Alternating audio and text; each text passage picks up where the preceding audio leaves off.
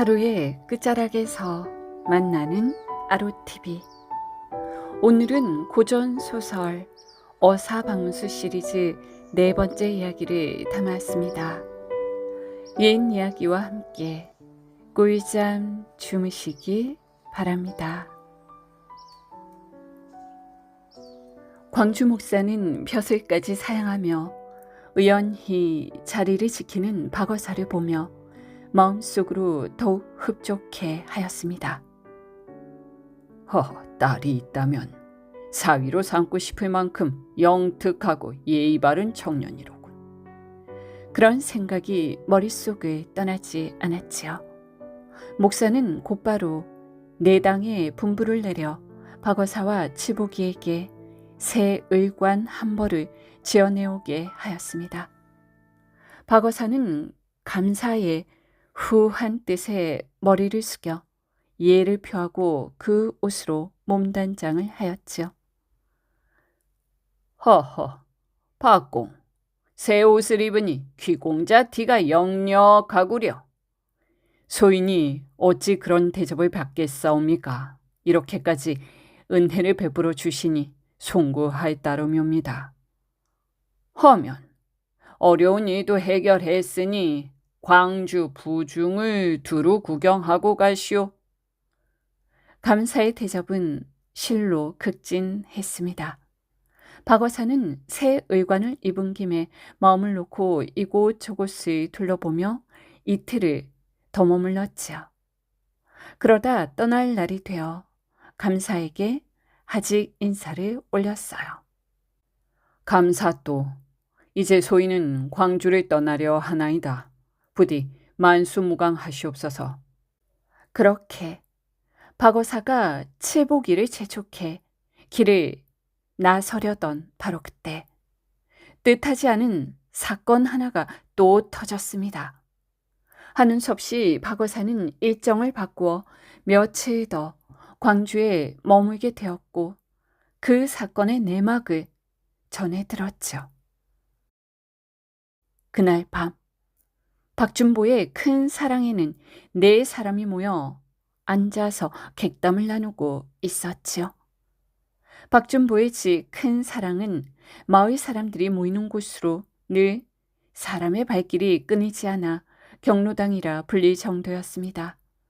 장기판과 바둑판을 옆으로 밀어두며 한 사람이 하품을 하자 나머지 셋도 덩달아 하품을 하며 벽에 기대었습니다. 아휴, 이제 장기도 시즌이 났으니 재밌는 이야기나 하나씩 합시다. 그러자 박준보의 옆집에서 철물상을 하던 정서방이 입을 열었죠. 세상에 비밀이란 게 있겠소. 언젠가는 다 드러나게 마련이지요. 남 때문에 새는 게 아니라 꼭 자기나 가족 손에서 흘러나오게 되어 있거든요. 이에 박기주가 고개를 젓습니다. 30이 넘은 장년으로 체구가 아주 든든한 사내였죠. 그는 팔도 강산을 떠돌며 명승지에 닿으면 며칠씩 묻는 사람이었고 예전에 목과에 급제한 이력이 있었습니다. 그건 잘못 보신 말씀이요. 의지가 굳은 사내라면 목에 칼이 들어와도 지킬 건 지키는 법이요. 그러자 올해로 쉰을 넘긴 포목상 서종괄이 낮게 웃으며 끼어들었지요. 아이, 그게 말처럼 쉽겠소. 우리 같은 평범한 백성들에겐 더더욱 어려운 일이지요. 사람 마음이란 게 원래 그렇소. 말하고 싶어지는 게 인지상정이거든. 이번에는 박준보가 말을 받았습니다. 맞는 말씀이죠. 비밀은 지키려 하면 할수록 더 무거워지는 법이죠. 언젠가는 입이 근질근질거려 몸살이 날 때도 있어. 그때 한쪽에 말없이 앉아있던 김경수 노인이 천천히 입을 열었습니다. 그는 젊은 시절 묵과에 급제해 벼슬까지 지낸 적이 있는 인물이었어요. 나도 그런 적이 있었소. 내게도 비밀이 하나 있지. 지금껏 누구에게도 털어놓은 적 없는 이야기요.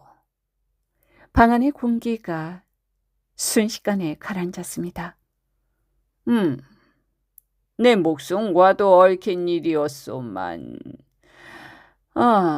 벌써 30년 전의 일이니 오늘은 한번 털어놓아도 되겠지요. 김경수 노인의 말은 방 안에 모인 사람들의 귀를 단숨에 사로잡고 있었습니다. 그러면은 어디 그 이야기를 한번 들어보지요. 박준보가 흥미를 감추지 못하고 몸을 앞으로 당겨 앉으며 말했습니다. 목숨과도 관련된 이야기라는 말에 방 안에 있던 사람들 모두 저도 모르게 숨을 죽였습니다. 김경수 노인은 뚜렷한 생업이 없어 보였음에도 불구하고 살림은 제법 넉넉해 광주에서는 알부자로 소문난 사람이었죠. 그는 가진 돈의 대부분을 이자놀이에 굴리고 있었습니다. 이 이야기를 꺼냈다가는 내 목숨이 위태로울지도 모르네만. 에라, 나도 이제 저승길이 멀지 않았으니 털어놓기로 하겠네. 잠시 말을 고른 뒤 그는 낮게 덧붙였습니다. 나에게는 아직도 내 생명을 노리고 뒤쫓는 자가 있다네. 늘 누군가에게 쫓기며 살아온 셈이지. 설마 노인께서 말이오? 사람들은 저마다 눈을 크게 뜨고 그를 바라보았습니다. 원수가 있다는 말은 그 자체로 사람의 마음을 뒤흔들기에 충분한 것이었죠. 살인 사건이 처음 일어나면 포졸들이 혈안이 되어 수색에 나서지만 세월이 흐르면 그 열기도 식는 법이었습니다. 10년쯤 지나고 나면 명확한 증거가 없는 한 더는 잡아들이지 않는 것이 관례였다고 하지요. 나라에 큰 죄를 지은 자가 아니라면 관가의 눈을 피해 버젓이 살아갈 수도 있었습니다. 그러나 관가의 손을 벗어났다고 해서 안심할 수 있는 일은 아니었지요.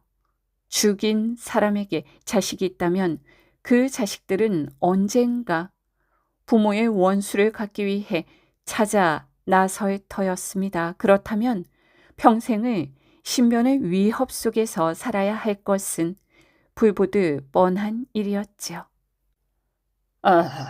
지금으로부터 30년 전의 일이네. 그때 나는 전주 가명에서 군관으로 근무하고 있었지. 무과에 응시하기 전의 일이었네. 그는 말을 멈추고 주인 박준보를 향해 눈길을 던졌습니다. 혹시 이 이야기 다른 사람이 듣고 있지는 않소? 걱정 마시오. 이곳은 안채와 떨어져 있어 감히 엿들을 사람은 없소이다. 안심하고 말씀을 이어가셔도 되오이다. 그러나 김경수 노인은 고개를 젓습니다. 아니야. 방금 옆방에서 무슨 소리가 난 것 같았소. 무인 출신답게 그의 귀는 남들보다 아주 예리했습니다. 다른 이들은 이야기에 정신이 팔려 아무것도 느끼지 못한 눈치였죠. 옆방에 사람이 있다고요? 박준보가 미심쩍은 듯 중얼거리며 문을 열었습니다. 아이고, 깜짝이야. 영호가 네가 거기서 뭘 하고 있는 것이냐? 옆방에는 올해로 19살이 된 주인의 무남 동료 용옥이가 있었습니다. 왜 그 방에 있었느냐 말이야? 박준보가 다그치듯 물었죠. 아버님, 손님들께 당차라도 끓여 올릴까 하여 영옥이는 당황한 기색으로 고개를 숙이며 대답했죠. 아이, 저 당차는 필요 없으니 어서 빨리 내당으로 들어가거라. 아버지는 손님들과 중요한 이야기를 하고 있다. 박준보는 그렇게 딸을 돌려보내고 문을 닫았습니다. 자자자, 이제 엿들을 사람 하나도 없으니 말씀을 계속하시지요. 박준보가 다시 재촉했어요. 뭐 그리 대단한 이야기는 아니네만 꺼낸 김에 끝까지 하겠네. 김경수 노인은 마른 침을 한번 삼켰습니다. 내가 말이야. 전주 가명에서 군관으로 있을 적 한 계집 때문에 호방과 다투게 되었지. 그 끝에 그자를 죽여버린 일이 있었네. 아이쿠야. 방 안의 공기가 단숨에 무거워졌습니다. 그 호방의 이름은 박성길이었네. 내가 죽였다는 사실을 아는 이는 거의 없었지. 그 길로 한영으로 달아나 이름을 바꾸고 무과에 응시했네. 그렇게 몇 해를 떠돌다 보니 고향이 그리워 견딜 수가 있어야지. 결국 이곳 고향 가까운 땅에 와 뿌리를 내리고 살게 된 것이야. 진짜 참. 박준보가 깊은 한숨을 내쉬었습니다. 저 한낱 계집 하나 때문에 사람을 죽이다니요? 방 안에는 다시 무거운 침묵이 내려앉았죠. 그 계집은 기생이었네. 재작년에 세상을 떠난 보련이, 그 보련이 어미가 바로 그 사람이었지. 그 말에 방 안은 더욱 숙연해졌습니다. 보련은 올해 갓 20이 된 김경수 노인의 외동딸로 지금은 부녀가 서로 의지하며 조용히 살아가고 있었습니다. 처음 이야기가 시작될 때부터 심각한 표정으로 앉아있던 박기주를 제외하고 사람들은 이내 분위기를 풀며 웃음을 터뜨렸죠. 아이고, 이제 보니 노인께서도 제법 지치신 모양이시군요. 그래. 나도 이만하면 살 만큼 살았지 않나. 더는 숨듯이 살고 싶은 생각도 없네. 그렇다면 말이오. 만일 내일이라도 그 호방의 집안 사람들이 나타나가지고 원수를 갖겠다 하면 어찌 하시겠습니까? 그럴지도 모르지. 김경수 노인은 담담하게 대답했습니다. 허나 오늘 밤 이렇게 이야기를 털어놓고 나니 오래 묵은 채증이 내려간 것처럼 속이 후련하구먼. 그 죽은 호방 박성길에게 자식은 있었을까? 일점 혈육도 두지 못했네. 다만 집안 사람들은 좀 남아 있었지. 이야기는 그렇게 흘러갔습니다. 박기주가 먼저 자리를 뜨고 난 뒤에도 사람들은 한동안 이런저런 말을 주고받다가 밤이 깊어서야 하나 둘 일어났죠. 김경수 노인이 집에 도착한 것은 술시가 조금 지난 무렵이었습니다. 보련아. 노인은 늘 하던 대로 딸의 이름을 부르며 마당으로 들어섰죠. 보련이 자느냐? 아니옵니다, 아버님. 오늘은 평소보다 일찍 돌아오셨사옵니다. 보련이 반가운 얼굴로 뛰어나와 아버지를 맞았죠. 오늘도 괜히 쓸데없는 이야기를 하다 왔느니라. 이야기는 재미있으셨습니까? 허허허. 아이 본디 인생살이라는 게 우습고도 서글픈 것이 아니더냐.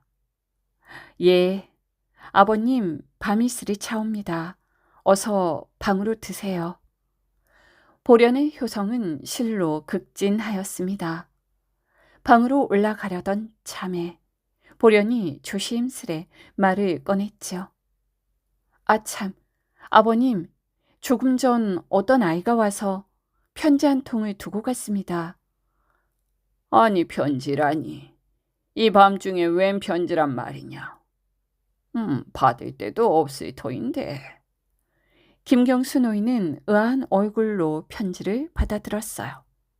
편지는 짧게 쓰여 있어 한눈에 읽을 수 있었습니다.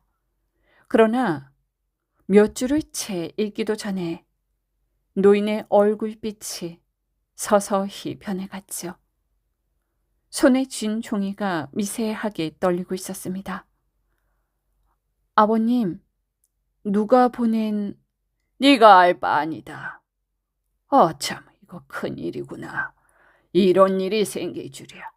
보려나, 아비는 잠시 나갔다 와야겠다. 아니 아버님, 이 밤중에 어딜 가시러... 저기 웬만하면 내일 나가시지요. 아니다. 내일로 미룰 수 없는 일이야. 얘야, 집 잘 지키고 있거라. 아버님, 정말 괜찮으시겠사옵니까? 보려는 알 수 없는 불길한 예감에 거듭 만류했으나 김경수 노인은 이미 대문 밖으로 발걸음을 옮기며 말했죠. 보려나, 자세한 이야기는 다녀와서 해주마. 걱정 말고 들어가거라. 세상에 이런 어처구니가 없는 일이 다 있단 말이냐. 허허.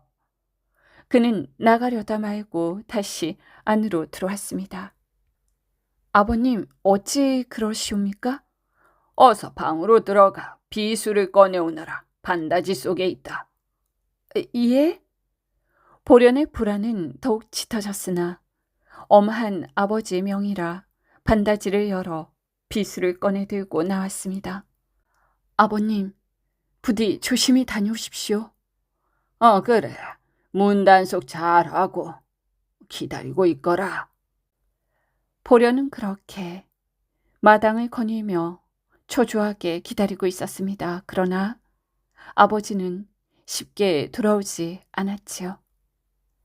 해시가 지나고 자시가 가까워질 즈음 대문 밖에서 누군가 사람을 부르는 소리가 들려왔습니다.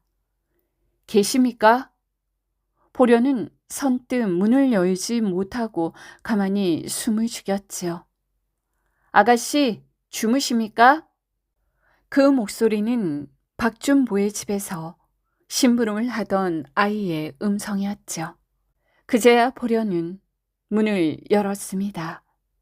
아이의 손에는 무언가가 들려 있었죠. 얘야, 이 밤중에 어찌 된 일이냐? 영감님께서 이것을 두고 가셔서 돌려드리려고 왔나이다.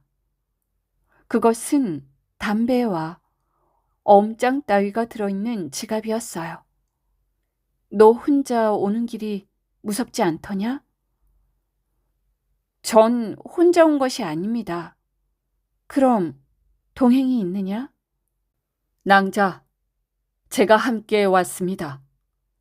그제야 보려는 아이 옆에 서 있던 그 사내를 보았습니다. 아이와 이야기를 나누느라 미처 눈에 들어오지 않았던 것이죠. 그 사내는 박준보의 집에서 서생으로 머물고 있는 성귀태였습니다. 박준보의 먼 친척으로 집안의 토지를 관리하기 위해 이곳에 와 있는 인물이었죠. 춘 부장께서는 주무시고 계십니까? 성귀태가 은근한 목소리로 물었습니다. 아니요. 다녀올 곳이 있다 하시며 조금 전 출타하셨습니다. 보려는 수줍은 기색으로 얼굴을 붉히며 대답했어요. 아니, 이 밤중에 나가셨단 말씀입니까? 예. 성귀태는 잠시 말이 없었습니다. 그는 속으로 보련을 색식감으로 탐하고 있었고 이미 김경수 노인에게 혼사를 넣을 생각까지 품고 있던 터였죠. 손님들이 돌아가신 뒤에 사랑방을 치우다 보니 보료 밑에서 이 주머니가 나왔습니다. 그가 내민 주머니를 보련히 받아들었습니다. 아버님께서 아직 돌아오시지 않아 마음이 몹시 불안합니다. 어디로 가신다는 말씀은 없으셨소이까? 예, 없으셨습니다. 다만 편지를 보시고는 황급히 나가셨을 뿐이옵니다. 편지라니? 무슨 편지옵니까? 예, 조금 전 어떤 아이가 가져온 글월이었나이다. 아휴, 이 밤중에 나가신 것을 보니 대단히 중한 일이었던 모양이로군요. 예, 소녀에게 집을 잘 지키라 하시고 나가셨습니다. 그 편지는 지금 어디 있소이까? 아버님께서 가지고 가셨습니다. 허, 아무래도 예산 일은 아닌 듯 하구려. 보려는 망설이다가 조심스레 덧붙였습니다. 그뿐만이 아니옵니다. 비수까지 품고 나가셨습니다. 아니, 비수를 지니고 나가셨다고요? 예. 성귀태의 얼굴이 굳어졌습니다. 아가씨, 어서 등촉을 준비해 주십시오. 이 아이와 함께 춘부장 어른을 찾아보겠습니다. 보련 역시 더는 가만히 앉아있을 수가 없었습니다. 세 사람은 초롱에 불을 밝히고 집 근처를 수소문하며 찾아 나섰죠. 김경수 노인의 집 가까이에는 타작마당이 하나 있었습니다. 그 한가운데는 아름드리 느티나무가 서 있었어요. 여름이면 마을의 촐로들이 모여서 쉬어가던 곳이었죠. 그날 밤 타작마당에는 등불이 어른거리고 있었고 여러 사람이 모여 제각기 떠들썩하게 웅성거렸습니다. 저 타작마당을 보십시오. 무슨 일이 벌어진 것이 아니옵니까? 보려는 두 다리에 힘이 쭉 빠지는 것을 느끼며 성귀태를 붙잡듯 말했습니다. 아가씨, 어서 가봅시다. 보려는 정신없이 성귀태의 뒤를 따라 뛰었어요. 마을 사람들은 보련이 다가오자 말없이 길을 터주었습니다. 아버님! 보려는 그대로 그 자리에 주저앉아 울부짖었죠. 사람들이 둥글게 둘러선 한가운데는 김경수 노인이 검붉은 피를 흘리며 쓰러져 있었습니다. 보려는 규중 처자의 체면도 잊은 채 바닥에 엎드려 몸부림쳤죠. 아가씨 부디 진정하시옵소서. 성귀태는 떨리는 보련을 부축하며 간신히 말렸습니다. 이 아가씨는 누구시오? 낯선 사내 하나가 성귀태에게 물었죠. 이 노인 어른의 따님이시오. 그렇소이까. 실은 이분의 품에서 이런 글월 하나가 나왔소. 그 말과 함께 사내가 편지를 내밀었어요. 성귀태는 거의 빼앗다시피 그것을 받아들고 등불 아래로 가져가 읽기 시작했습니다. 편지는 뜻밖의, 아니 차마 눈으로 읽기조차 서늘한 내용들이 적혀 있었죠. 나는 전 전라 가명에서 호방으로 있던 박성길의 외아들 영복이요. 당신은 나의 원수요. 30년 전 아버지를 잃고 나는 정에 굶주린 채 살아왔소이다. 오늘 밤 마침내 아버지의 원수를 이렇게 마주하게 되었으니 이보다 더한 기쁨이 어디 있겠소? 당신도 사람이라면 오늘 밤 타작나무 느티나무 아래로 나오시오. 해시까지 기다리겠소. 만일 나오지 않는다면 당신의 집으로 찾아가 당신이 가장 사랑하는 딸이 보는 앞에서 그 원수를 갚을 것이오. 꼭 나오기 바라겠소이다. 편지를 다 읽은 성귀태는 얼굴이 굳은 채로 보련을 바라보며 다급히 물었습니다. 아가씨, 대체 이 글이 무슨 뜻이오? 30년 전에 무슨 일이 있었던 것이오이까? 모릅니다. 소녀는 정말 아무것도 모릅니다. 보련은 말을 잇지 못한 채 흐느끼며 고개를 저었습니다. 이튿날 아침 관가에서는 포졸들을 풀어 시신을 조사하게 했지요. 그리고 지난 밤 박준보의 집에 모여 있었던 사람들은 모두 목사 앞으로 불려나와 그날 있었던 일을 낱낱이 아뢰었습니다. 이야기를 모두 들은 목사는 턱을 쓰다듬으며 고개를 갸웃했어요. 우연치고는 참으로 괴이한 우연이로다. 30년 전의 원수를 이렇게 마주친다는 것이 과연 가능할까? 곁에 있던 형방이 조심스레 입을 열었어요. 감사도 아무래도 이상한 점이 있사옵니다. 30년 동안이나 원한을 품어온 사람이라면 원수를 눈앞에 두고 몇 마디 저주의 말쯤은 퍼부었을 터인데. 그는 잠시 말을 고르고 덧붙였어요. 뒤에서 몰래 찔러 죽였다는 점이 아무래도 석연치 않사옵니다. 허나 얼굴을 마주하고 싶지 않아서 그랬을 수도 있지 않겠느냐. 그럴 수도 있겠으나 소인의 생각에는 아무래도 다른 곡절이 있는 듯하옵니다. 목사는 잠시 더 생각에 잠겼다가 마침내 박어사를 불러들이게 했습니다. 박공, 지난밤에 살인사건이 일어났소이다. 아니 그러하옵니까? 자초지종을 상세히 말씀해 주십시오.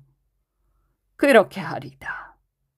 모든 이야기를 들은 뒤 박어사 역시 고개를 기울이며 말했습니다.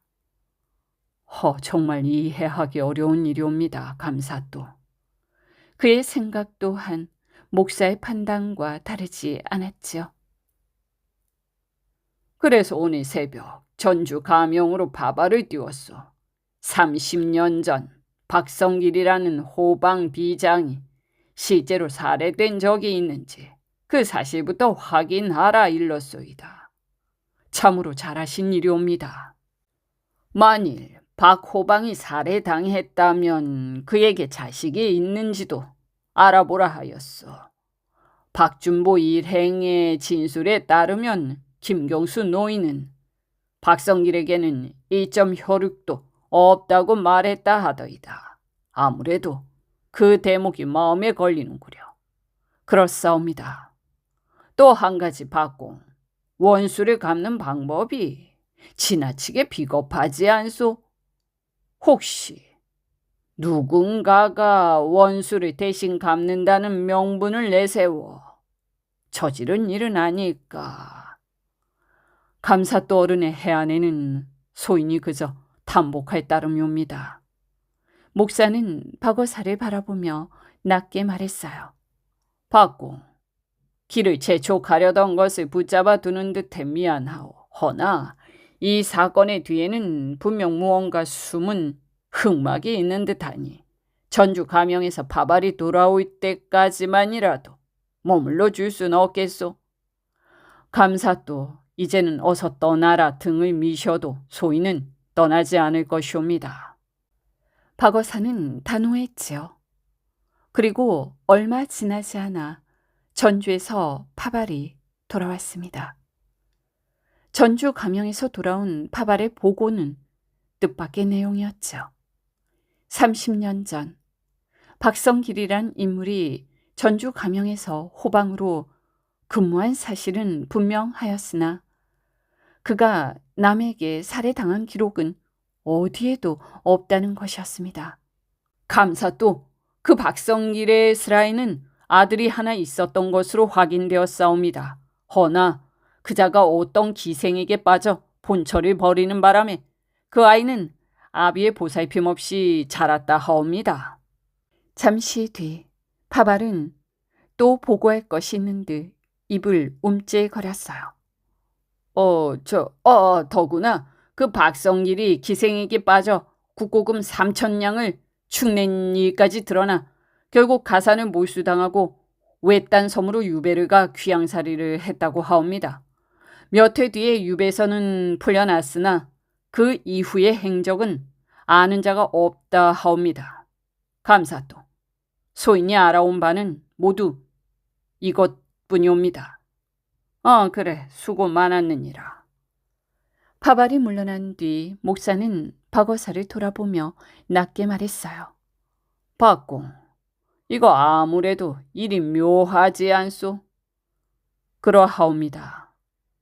이렇게 되고 보니 누군가가 원수를 갚는다는 구실을 내세워 말하자면 그날 밤 이야기를 들었던 사람들 가운데 하나가 저지른 짓일 수도 있지 않겠소? 그렇게 볼 수도 있사옵니다. 박공, 이번 일에도 역시 힘을 좀 빌려주셔야겠소이다. 사또, 소인 또한 이번 일에 적잖은 흥미를 느끼고 있사옵니다. 미천한 소견이나마 힘껏 살펴보겠나이다. 그렇게 박어사는 감사또 앞에서 물러나오자마자 칠복이를 불러 한 가지 명을 내렸어요. 나으리, 소인 다녀왔사옵니다.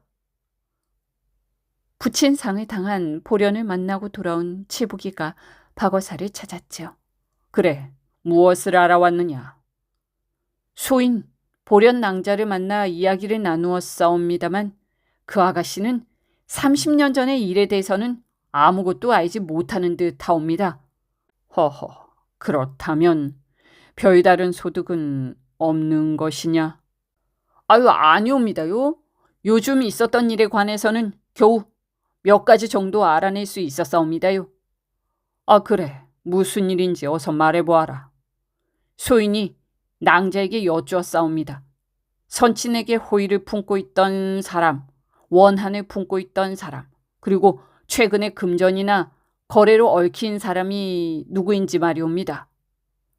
칠복이는 잠시 숨을 고르고 말을 이어갔어요.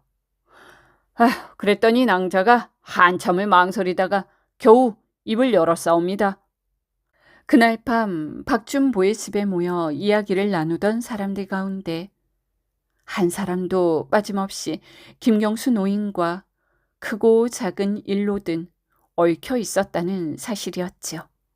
즉, 철물상을 하는 정서방과 포목상을 하는 서종팔은 김경수 노인에게서 이잣돈을 빌려 장사를 하고 있었고 박준보 역시 김 노인에게서 돈을 얻어 쓴 일이 있었다는 것이었습니다. 그런데 김경수 노인은 최근 들어 박준보에게 돈을 갚으라며 독촉을 했다는 말까지 나왔지요.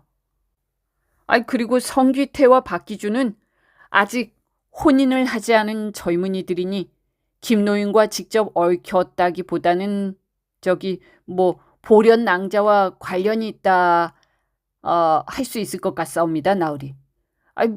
보련 낭자는 용모가 빼어나 다른 청년들이 반에서 따라다니만도 하옵고 말이지요. 그래, 보련 낭자가 그렇게나 아름답더냐? 예, 나으리. 소인이 보기에야 천하 절색이었사옵니다. 그래, 그럼 이야기를 계속해보아라. 두 젊은이는 모두 김경수 노인에게 청혼을 했다고 하옵니다. 그런데 성귀태는 외양이 번듯하고 예절도 갖추었으나 바람기가 심해가지고요. 김노인이 좀 탐탁지 않게 여겼다 하옵니다. 반면에 박총각은 비록 근본을 알 수는 없는 떠돌이였다고는 하나 아주 성품이 좋다라고 정직해서 김노인은 오히려 대리사위로 삼으려 했다는 것이옵니다. 칠복이는 단정하듯 말을 맺었어요. 그러니 뭐 그날 밤 박준보의 집에 모여있던 사람들은 모두 김노인과 크고 작은 연관을 가진 이들이었다고 볼 수 있지요. 박 여사는 잠시 생각에 잠겼다가 고개를 끄덕였습니다. 어허, 그래. 칠보가. 그렇다면 이렇게 앉아서 이야기만 할 것이 아니라 그 5사람을 직접 조사하러 가야겠구나. 그런데 나으리, 그 자리에 성귀태는 함께하지 않았사오니 그 사람은 우선 빼놓아도 무방할 듯하옵니다. 그래, 알았다. 네 말이 옳다. 귀태는 김노인의 말을 듣지 못했으니까. 박 여사는 칠보기와 함께 곧장 마을로 들어섰습니다. 우선 박준보의 집부터 가자꾸나. 예, 나으리. 박준보의 집에서는 온 식구가 나서 증언했습니다. 김경수 노인이 돌아간 뒤 박준보는 한 발짝도 집을 나서지 않았다는 것이었죠. 이로써 박준보의 알리바이는 확실해졌습니다. 박 여사는 고개를 끄덕이며 다음 사람을 조사했지요.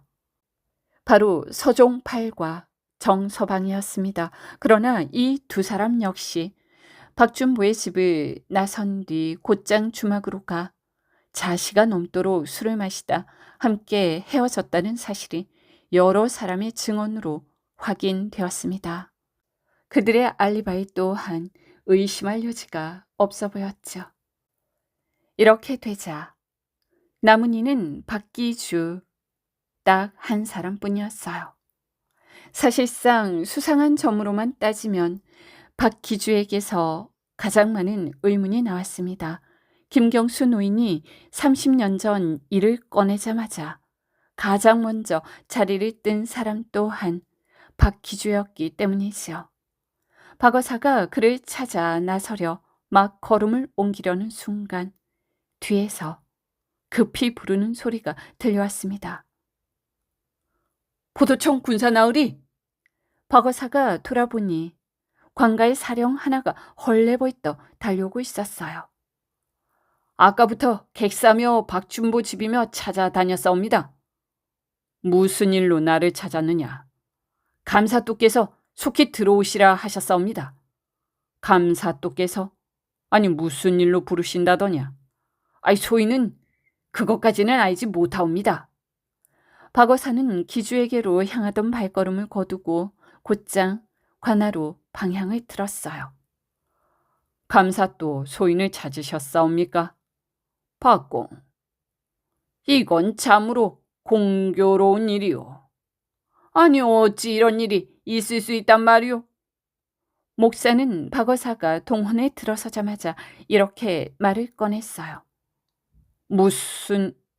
무엇을 말씀하시옵니까? 김경수 노인님 말이오.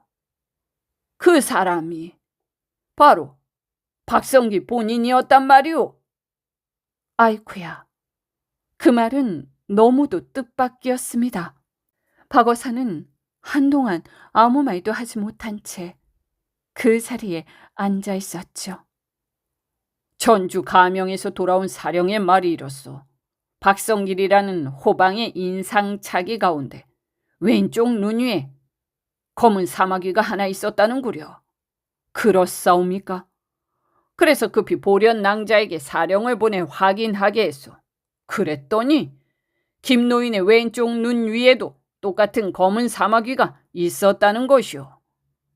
박 여사는 잠시 말없이 생각에 잠겼습니다. 허참, 이럴 수가. 이윽고 그는 무릎을 탁 쳤죠. 사또, 이제야 모든 것이 풀렸나이다. 어쩐지 이번 사건에는 처음부터 석연치 않은 점이 많았사온데. 전주 가명의 회부를 받아들고도 끝내 고개를 갸웃거릴 수밖에 없었던 박 여사였습니다. 박 여사가 그려본 사건의 윤곽은 이러하였습니다.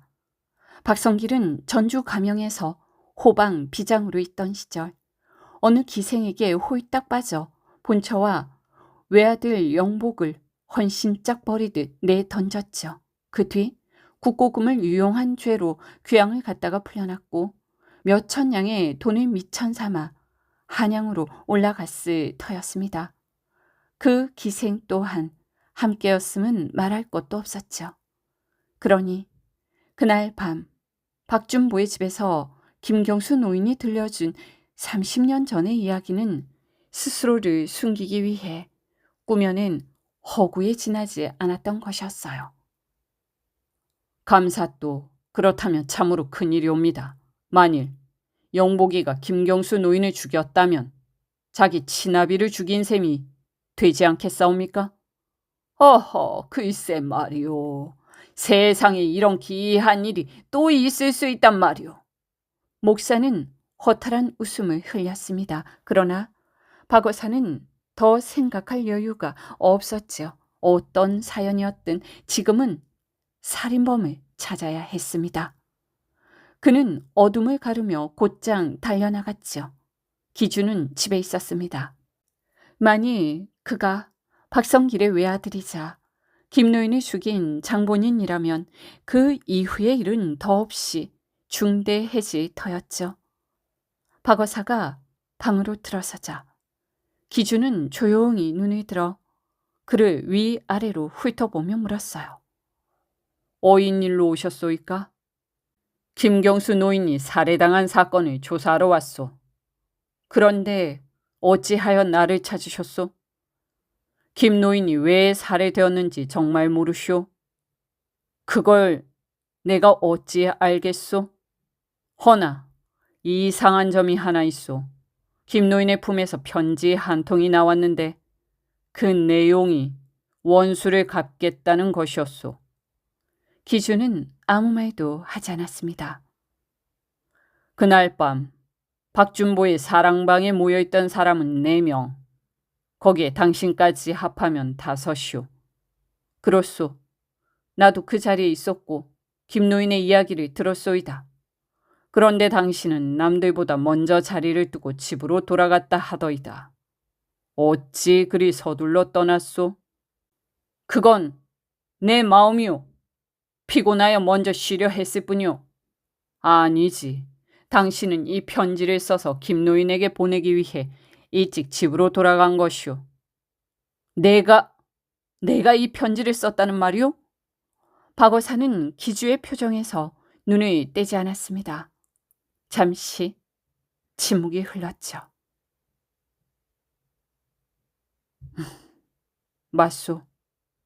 기주가 짧게 잘라 말했습니다. 이 편지는 내가 썼소이다.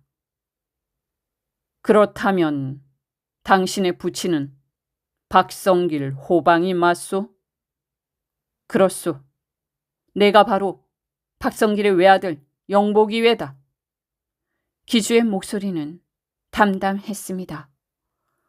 어머님과 단둘이 서로 의지하며 살다가 병으로 어머님마저 돌아가신 뒤 나는 이렇게 전라도 일대를 떠돌며 살았소. 그 말을 듣는 순간 박어사는 마음속으로 잠시 망설이지 않을 수 없었습니다. 바로 그때 박기주, 아니 박영복이 계속해서 말했죠. 나는 어머님께서 아버님에게 소방 맞으신 뒤 정말 외롭게 자랐소. 내가 아버님에 대해 아는 것이란 관가에 죄를 지으셨기 때문에 외딴 섬으로 귀양 가셨다는 것뿐이었소. 그 후의 소식은 어머님도 나도 듣지는 못했소. 그런데 바로 그날 밤에 나는 내 아버님이 살해되었다는 말을 들었소. 내가 장성하고 처음으로 듣는 아버님의 소식이었소. 박기주는 침을 꿀꺽 삼키고 박어사를 노려보았습니다. 아무리 아버님께서 우리를 버리셨다고는 하지만 아버님이란 사실에는 변함이 있을 수 없는 게 아니겠소? 그러니 자식된 도리로 어찌 원수를 갚지 않을 수 있겠소이까? 그래서 집으로 오는 즉시 편지를 써서 보냈던 것이외다. 내 한 가지 물어볼 게 있소이다. 30년 동안이나 맺혀 있던 일인데 어째서 분풀이도 하지 않고 등 뒤에서 찔렀단 말이오? 아니, 여보시오. 내가 그 노인을 죽였다고? 만약 내가 그 노인을 죽였다면 지금쯤 얼마나 후련하겠소. 또 목적을 달성했다면 벌써 이곳에 떴지 이렇게 가만히 있겠소? 내가 타작마당으로 나가 보니 그 노인은 이미 등에 칼을 맞고 쓰러져 있었소이다. 내가 조금 늦었던 것이오. 박어사는 박기주의 눈을 들여다보았습니다. 그의 눈에는 억울해하는 빛이 완연했지요. 박어사는 그의 말을 믿기로 했습니다. 또 그가 죽이지 않았기를 속으로 바랄 뿐이었죠. 박어사가 요행을 바라며 또다시 물었습니다. 내 손으로 그 노인을 죽였다면 이렇게 억울하지는 않을 것이외다. 뜻밖에도 아버님의 원수를 갚아 사후 효도라도 할까 하였는데 모든 것이 수포로 돌아가 버렸소. 박어사는 기주의 진심을 믿기로 했습니다. 그의 눈빛은 정직했지요. 그렇다면 참으로 불행 중 다행이오. 나는 존속살인인가 하여 끔찍하게 생각하고 있었는데 놀라지 말고 내 말을 들으시오. 김종수 노인은 박성길의 가명이오. 당신의 친아버님이란 말이오. 예? 아니 이럴 수가. 이건 무언가 잘못된 것입니다. 박기주의 놀람은 컸습니다. 그의 얼굴은 당장에 파리해졌죠. 사실이오. 그날 밤 부친께서 살해 운운하신 것은 이야기를 흥미있게 하고 싶어서 그랬던 거요. 그럴 수가. 증거를 더 대야 믿겠소이까? 허나 무엇보다 중요한 것은 당신이 친아버님을 죽이지 않았다는 사실이오. 그것만으로도 실로 다행한 일이오. 거짓말이오. 그건 거짓말이오. 박영복은 울부짖듯 외쳤습니다. 만일 그분이 정말 제 아버님이셨다면 어째서 굳이 타작마당으로 나가셨겠소? 그건 당신의 생각이 잘못되었소. 박어사는 단호히 말했습니다. 자신이 결백하다면 오히려 그 자리에 나가지 않을 이유가 없는 것이오. 김노인은 친아들을 만나 한시 앞이 모든 오해를 풀고자 타작마당으로 달려갔던 것이오. 김노인이 집을 나서며 이런 바보 같은 놈이 허참 이건 큰일이구나 하고 중얼거렸다는 말을 보련낭자가 들었다고 하였소. 아이 세상에 이런 일이 또 있단 말이오. 박영복은 황소 같은 울음을 삼키며 절규했습니다. 내가 그토록 그리워하던 아버님을 죽이려 했다는 생각을 하다니. 도대체 어떤 놈이오? 어떤 놈이 우리 아버님을 죽였단 말이오? 그는 말을 잇지 못하고 오열했습니다. 그렇다면 보련 아가씨는 내 이복 누이가 되는 것이오? 이럴 수가. 박영복은 마침내 목을 놓아 울었습니다. 그토록 사모하던 규수가 누이 동생이란 사실은 그에게 또 하나의 깊은 상처였죠. 철이 들어 처음 만난 아버지는 이미 이 세상 사람이 아니었고 그는 범민 속에서 실성한 사람처럼 보였습니다. 나으리, 만일 박영복이 범인이 아니라면 대체 누가 김노인을 죽였겠사옵니까? 제복이가 물었죠. 지금으로서는 알 수가 없다. 처음부터 다시 시작할 수밖에. 예? 처음부터 다시 말이옵니까? 그래, 다시 박준보의 집으로 가자꾸나. 박어사는 박준보에게 그날 밤의 일을 이전보다 훨씬 자세히 되물었습니다. 박준보는 당시 상황을 하나하나 되짚으며 소상히 진술했죠. 다음으로 박어사는 영옥낭자를 불러들였어요. 영옥낭자, 그날 밤 있었던 일을 사실대로 말해야 하오. 그날 밤의 이야기를 누군가에게 들은 적이 있소?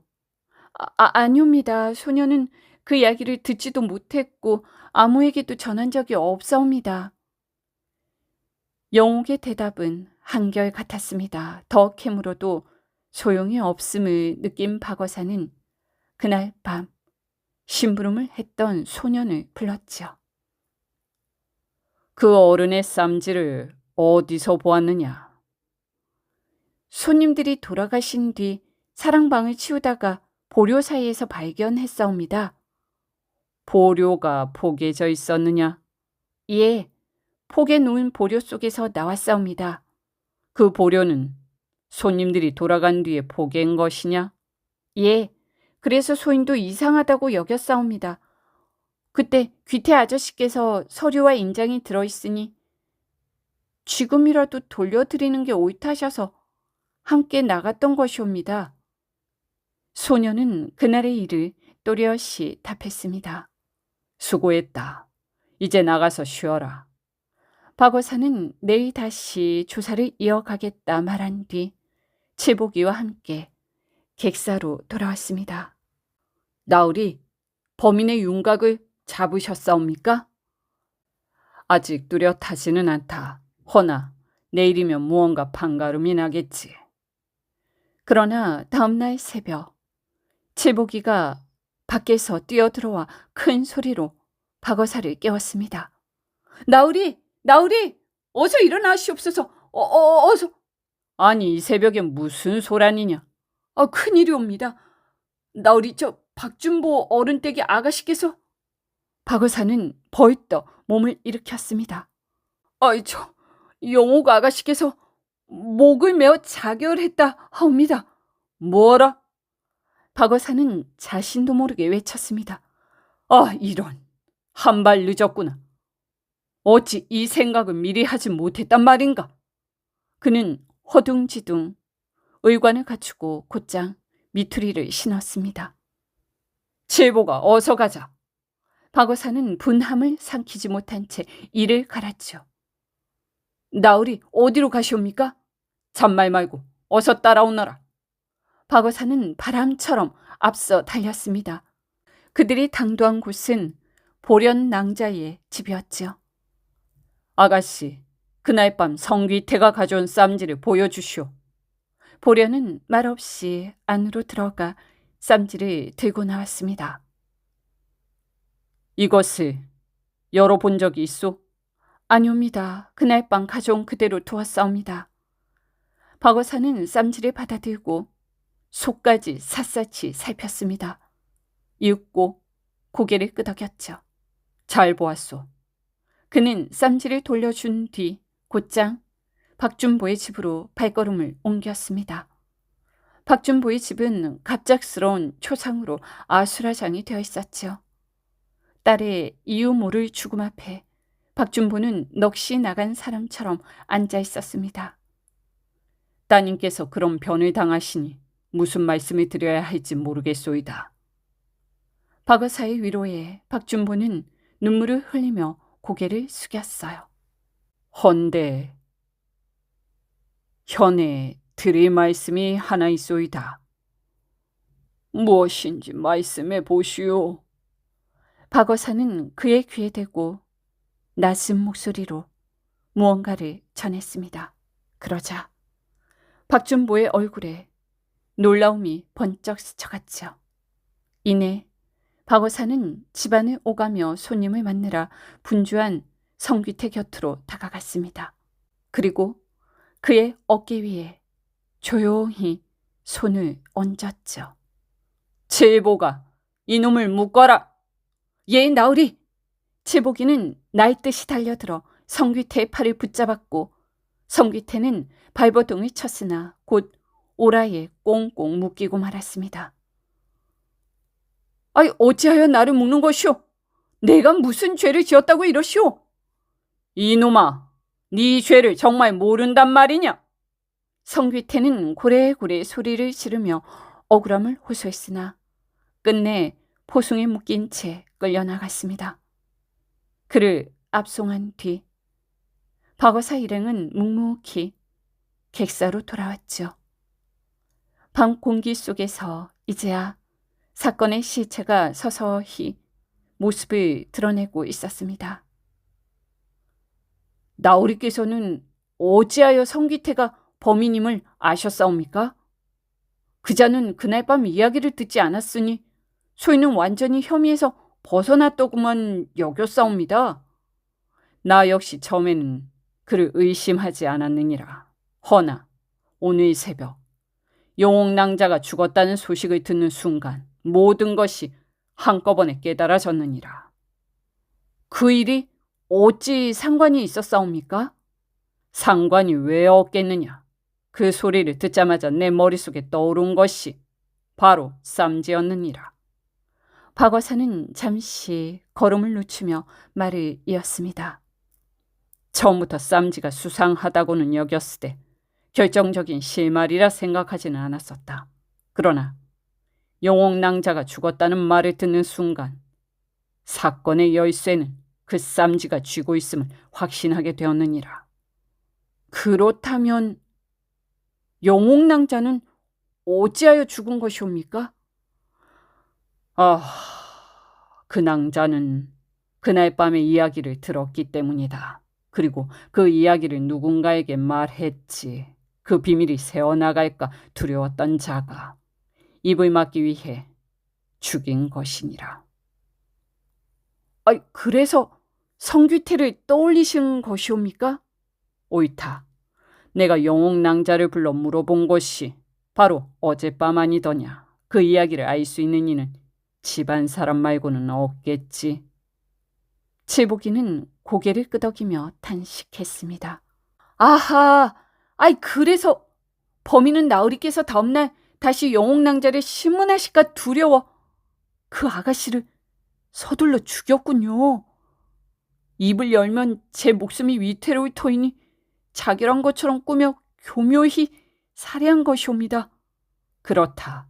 그렇다면 영옥낭자는 누구에게 그 이야기를 했겠느냐? 당연히 한 집안에 있는 사람이었을 터이지. 박어사의 목소리가 낮아졌습니다. 범인은 내가 다시 나타나기 전에 영옥을 죽여야만 했던 것이다. 그래서 그날 밤중으로 목을 메어 죽은 것처럼 꾸며 놓았던 것이고. 그렇다면 그때 이미 성귀태의 얼굴이 떠오르셨사옵니까? 그렇다. 쌈지 속은 열어보기 전에는 알 수 없는 법인데 성귀태는 보료 사이에서 막 꺼낸 그 쌈지를 보자마자 어음과 인장이 들어있을 것이란 말하지 않았느냐. 그뿐이더냐. 손님들이 돌아간 뒤 포개놓은 보료 속에서 새삼스럽게 쌈지가 나왔다는 점도 수상하지 않으냐. 칠복이는 무릎을 쳤습니다. 그래서 나으리께서는 가장 먼저 보련낭자의 집으로 가 그 쌈지를 다시 조사하신 것이옵니까? 박어사는 고개를 끄덕였어요. 그렇다. 보련낭자의 집에 가서 쌈지를 열어보니 아니나 다를까 그 안에 핏자국이 묻어 있었느니라. 그 핏자국을 보는 순간 모든 것이 분명해져 곧장 박준보의 집으로 달려간 것이지. 그렇다면 나으리, 성귀태는 어찌하여 죽은 김노인의 쌈지를 꺼냈던 것이옵니까? 성귀태 역시 나름의 셈법이 있었을 게다. 쌈지 속에 혹여 자기가 빌려 쓴 이잣돈의 문서가 들어있지는 않은지 확인하려 했을 수도 있고, 아니면 쌈지를 찾아 돌려준다는 구실로 보련낭자를 만나 은혜를 베푸는 척하며 환심을 사려 했을 수도 있겠지. 박어사는 잠시 말을 멈췄다가 낮게 덧붙였습니다. 허나 그것이 제 목의 조의 단서가 될 줄은 꿈에도 몰랐을 것이다. 사람을 찌르면 피가 손에 묻는 것은 자명한 일이 아니겠느냐. 그 피 묻은 손으로 쌈지를 꺼냈으니 핏자국이 묻지 않을 수가 없었던 것이다. 쌈지가 짙은 색이라 등불 아래에서는 핏자국이 눈에 잘 띄지 않았을 것이다. 그래서 아이를 꿰어 대신 쌈지를 들려 보련 낭자에게 갖다 주게 한 것이지. 나으리, 그렇다면 성귀태는 어째서 김노인을 죽였던 것이옵니까? 어허, 보련 낭자가 탐이 나서였을 게다. 김노인이 박기주를 사위로 맞으려 한다는 말을 듣고 앙심을 품은 것이겠지. 제복이는 깊은 한숨을 내쉬며 말했습니다. 아휴, 참으로 어처구니 없는 사건이었습니다요. 보련낭자는 아버지를 잃은 대신 오라버니를 얻었으니 슬프면서도 아주 기이한 운명이옵니다. 허나 서로 사모하던 사람들이었으니 아이고, 참으로 인생은 무상한 것이옵니다, 나으리. 박어사는 씁쓸하게 웃으며 고개를 끄덕였습니다. 하하, 칠보가, 너도 이제 제법 말에 깊이가 생겼구나. 그래, 이번 사건은 어쩐지 끝이 개운치가 않다. 인생이란 본디 그런 것이겠지만 말이다. 나으리, 이제 어디로 가실 작정이옵니까?